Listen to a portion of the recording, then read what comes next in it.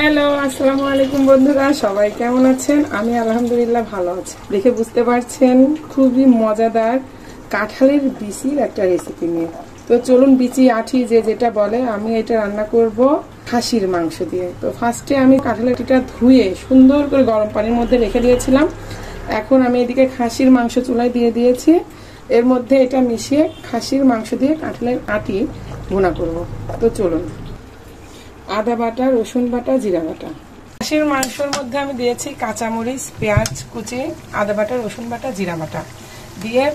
আর এটা হচ্ছে সিনার যে মাংস, অনেকেই এটাকে সিনার মাংস, চর্বি যুক্ত যে মাংসটা, কলিজা, এটা দিয়ে আমি আটিটা ভুনা করবো। এখন এটা মশলা, হলুদের গুঁড়া, মরিচের গুঁড়া, ধনের গুঁড়া ছাড়া শুধু কাঁচা মশলাটা দিয়ে মাংসটা কষিয়ে নিলাম। 10 মিনিট মতো কষিয়েছি। এই পর্যায়ে দিব হলুদের গুঁড়া, মরিচের গুঁড়া, ধনের গুঁড়া।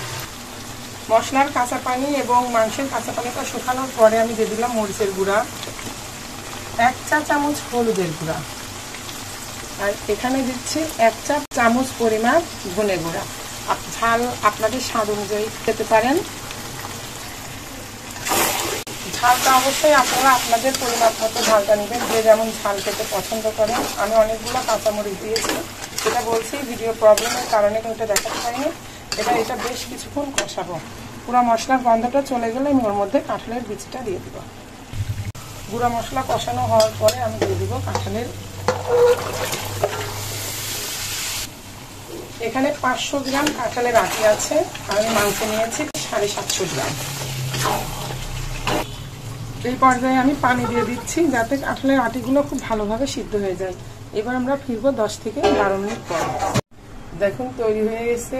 কালারটা দেখে কত চমৎকার লাগছে। একটি ডেকোরেশন পাত্রে বেড়ে ফেলি। মজাদার খাসির মাংস দিয়ে কাঁঠালের আঠির এই রেসিপি একবার হলেও ট্রাই করেন। দেখে যেমনটা লোভনীয় লাগছে, খেতেও কিন্তু ঠিক ততটাই মজাদার।